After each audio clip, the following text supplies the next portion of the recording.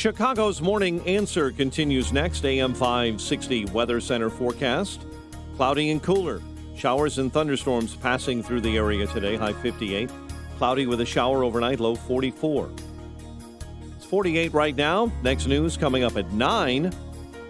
Chicago's Morning Answer with Dan and Amy continues next on AM 560. The Answer. From the Matrix Home Solutions Studios, this is Chicago's Morning Answer on AM 560, The Answer. Listen to AM 560, The Answer, online at 560theanswer.com, on the AM 560 mobile app, and your Alexa-powered smart speaker, on TuneIn, iHeart, and radio.com. Only the biggest stories, only the biggest guests, and only the biggest opinions. This is AM 560, The Answer. Top of the morning, Dan and Amy. The results of the annual Seattle Public Safety Survey.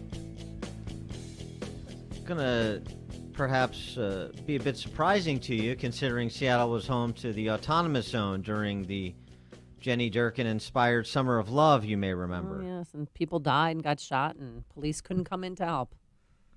According to the Seattle Public Safety Survey, which was conducted by researchers at Seattle University, the confidence in police barely changed in 2020. Where Seattle's supposed to be the tip of the spear, along with Portland, for defund the police, reimagine the police, but not according to residents. According to media and politicians, that, which they have this symbiotic relationship, don't they? Because one serves the other, and then right back at you. So they become their own little echo chamber. But if you actually get residents' views, when they were asked last fall to select their top public safety priorities, the most popular categories were police capacity, property crime, and homelessness. By police capacity, respondents mean there are not enough officers in their neighborhoods, and law enforcement responses are not fast enough. According to the study's principal author, Jacqueline Helfgott, who's a professor at Seattle U, people are saying they want more, not fewer police. Well, wait, how's that? Whoa. You're supposed to be defunding the police, reimagining the police, not just saying more of the same. What? Also this. So telling. Respondents were asked to rate their perceptions of various public safety institutions on a scale from 0 to 100. Among them were a series of questions related to trust and confidence in the police, which were combined into a category labeled police legitimacy. Professor Helfgott's analysis shows that white respondents rated police legitimacy lower on average than any other racial group. They were at 57.5%, or 57.5 on a scale of 100. Black respondents were at 61 out of 100.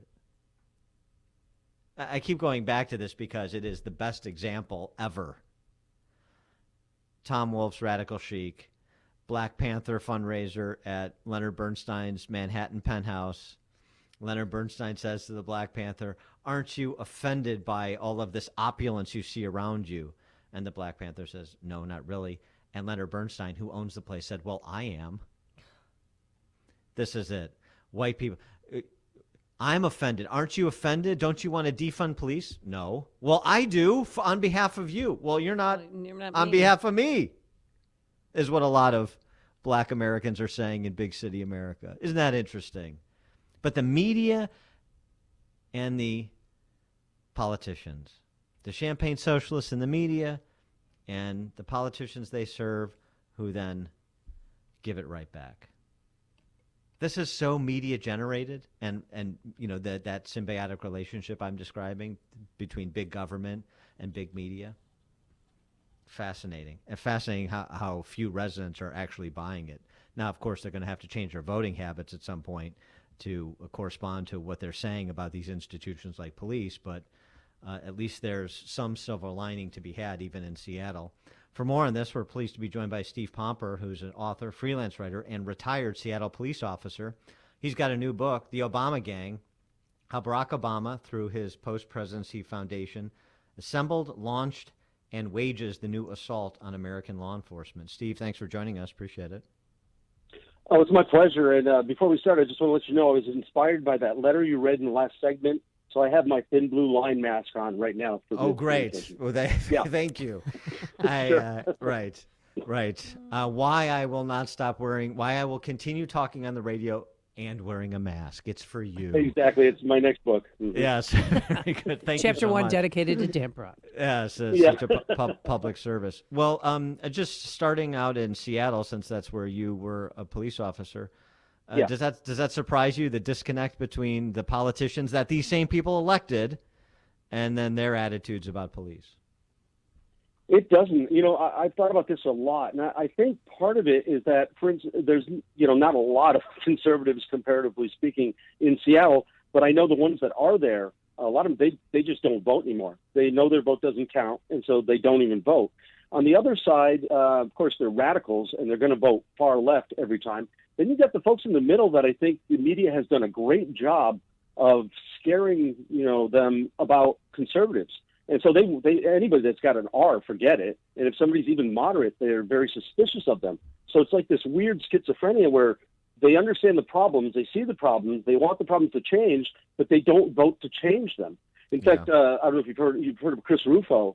He's sure. He ran for city council here a couple of years ago, and they basically chased him out of the race by threatening his wife and his kid.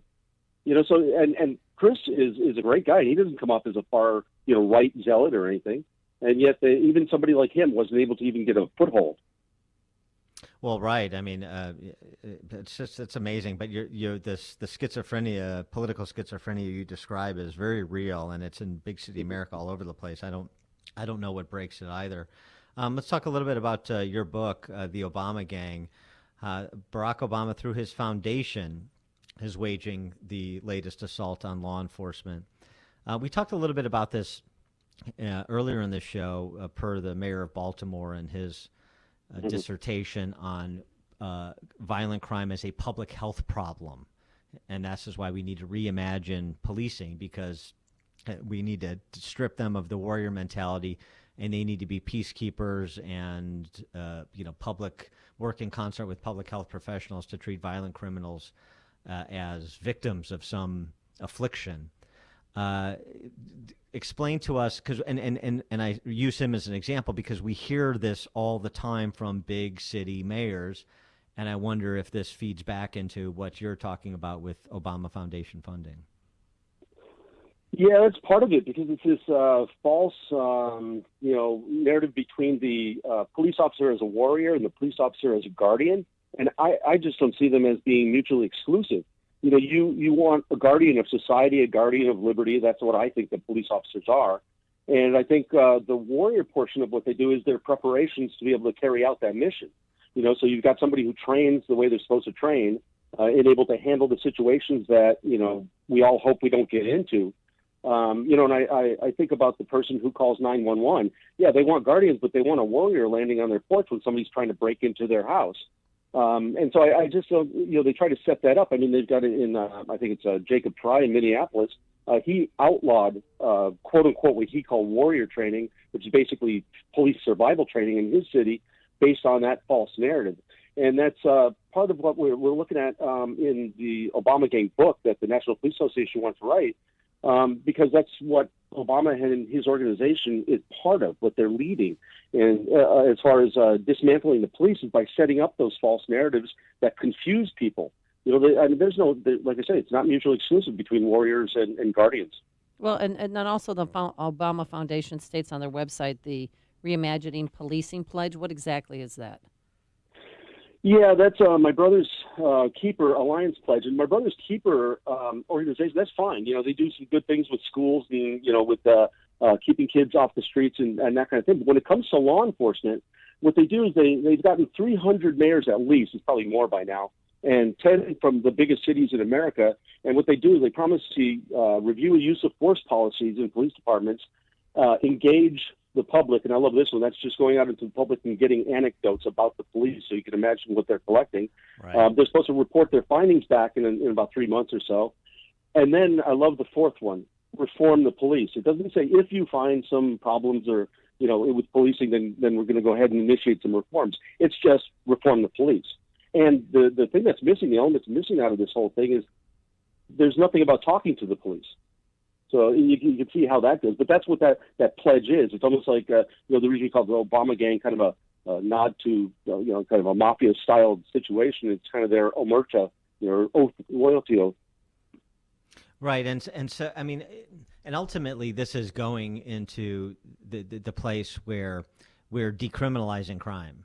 So we're moving from drugs to prostitution to low-level, non-violent burglaries or thefts. I mean, I'm sort of saying that with air quotes around it because that's the way it's been described by these non-prosecution prosecutors in places like Cook County.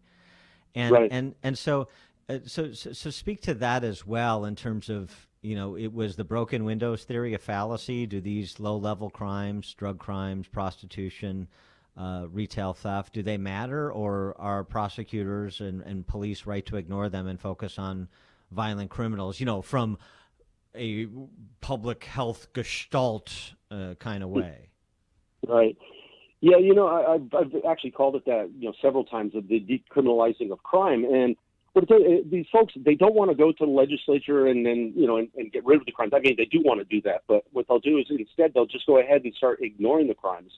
And, it really gets me that they ignore certain crimes against certain criminals is the way they do it. And, so for instance, if you're in Seattle and you're a homeless person and you commit some kind of what they consider a low-level crime, you're basically untouchable. And yet if you drive through Seattle and you get stopped for speeding or running a stoplight, you're going to get that ticket and you're going to have to pay it. So I'm thinking about, I don't know why people, even want to pay those types of citations now when people are getting away with much more serious crimes than, going through a stop sign or something like that. Well, right. So we're seeing that a lot. And so one of the other things, just to layer in here, is police as revenue agents. So yes, we'll continue to do the stops, although we've got red light cameras and we've got speed cameras and we've got all that. But we'll continue to do stops because that's revenue for the government, for the agency, and potentially for the police by extension.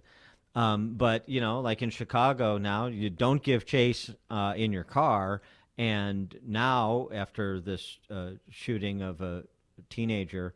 Now you have the mayor talking about don't give chase on foot. Yeah, we started that in Seattle. We were way ahead of the game on that way back, probably the early 2000s, I want to say. I remember an incident with a guy who I was in the academy with. He was ready to chase a car for whatever it was, and the bad guy, for lack of a better word, leaned out the window and told him, "You can't chase me," Wow. and just took off down the street. And my buddy was like, "Yeah, he's right. We can't chase him." Yeah, but now and we I know can't myself. there's talk now of no foot chases in Chicago. Well, that's what you just said. It's like Naked Gun. Hey, what are you doing? You can't chase me. Oh, I'm sorry. You're right. I can't chase you. All right. Well, have a good day. Let us know when you stop committing crimes.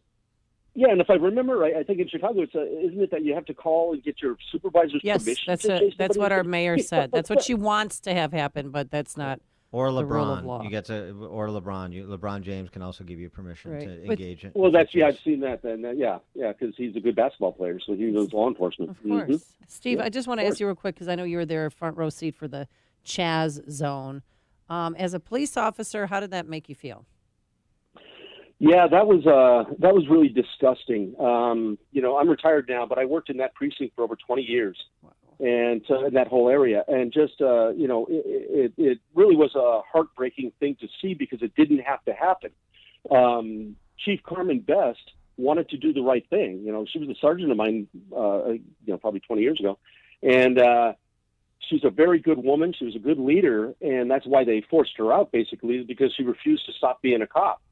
And she would not have let that happen. She was basically ordered to give up that precinct and to leave. And then she finally, leave the area. And she finally left the department when they were going to force her to fire 100 cops. She just said, "No, I can't do it." And so that's what they're doing. They force out. How often are you going to get a black female chief who's from the department that she's going to lead, and she's got the support of the police union and the community activists? That's a magic thing. But that wasn't even good enough for the city of Seattle. I kind of interrupted, but I did want to go back to the broken windows and whether or not things like graffiti or I don't know, sofa beds and refrigerators and half of cars strewn on the sides of roads going in and out of major cities, like is the case in Chicago, and low-level retail theft and quote unquote, self-regarding criminal activity like prostitution or drug use. Does that stuff matter when it comes to policing? Can you have a safe city if you ignore all of those things? You absolutely can't, because it's still against the law. The laws exist. Police officers swear to uphold the laws, and then they're told not to uphold the laws. And even if they do, either the city prosecutor or the county prosecutor is going to kick it back and say there's not enough evidence, or they declined it for whatever reason they make up. And that's what's happening. And Seattle is like Chicago as far as what you're describing. We've got the tent cities everywhere. It's garbage is everywhere. People committing crimes all over the place. I got a friend of mine who's a police officer, still lives in the city, one of the few officers that probably lives inside the city, and his wife is repeatedly harangued or harassed at the bus stop while she's waiting to go to work. And they're getting fed up, and as soon as he retires, they're probably going to leave the city. And that's happening a lot. We've got so many people, so many officers that have just had enough and have either retired if they could, or resigned, or lateral to other more cop-friendly departments. Because the story out of New York City in the Giuliani era was cleaning up Times Square and police leadership that took graffiti and vandalism as seriously as more serious crimes, because it's all on a continuum. And is that just sort of an apocryphal tale that police tell, or is that real? Is that like real criminology-backed approach to policing, such that if you don't do the little things, you're not going to be successful at the big things? Yeah, it's real, because if you look at the statistics in New York from that time period compared to beforehand, you see the real differences that they make. And it matches the anecdotal evidence that when you talk to people who lived there at the time. It matches. And what the thing is when you have laws that are on the books, and even if they're the lower level quality of life laws, they're important. And there's a reason they call them quality of life, because it's exactly what it is. I mean, you think about it, you pay taxes and you can't go to the park on the corner because they're allowing people to camp out there. In Seattle recently, they have one right here next to a school, and there's a samurai sword that's just stuck in the ground right over there. There's needles everywhere. And yet, for some reason, these local prosecutors, so-called prosecutors, are calling these, survival crimes, because they're low level and they're what, the quote-unquote homeless folks are committing. Right. You have to shoot heroin to survive. That makes sense. Thanks. Steve Pomper, author, freelance writer, retired Seattle police officer. The book, The Obama Gang, How Barack Obama, through his post-presidency foundation, assembled, launched, and wages the new assault on American law enforcement. Steve, thanks for joining us. Appreciate it. Oh, it's been a pleasure. Thank you. Thank you. And he joined us on our turnkey.pro answer line. Listen to podcasts of Dan and Amy from the AM 560 mobile app. Download it today at 560theanswer.com/mobile. If you purchase your own health insurance, I have some great news. From now until August 15th, the health insurance exchanges are open again. And even if you've never qualified for a health insurance subsidy before, you most likely will now. The American Rescue Plan, signed on March 11th, expanded subsidy eligibility to millions of Americans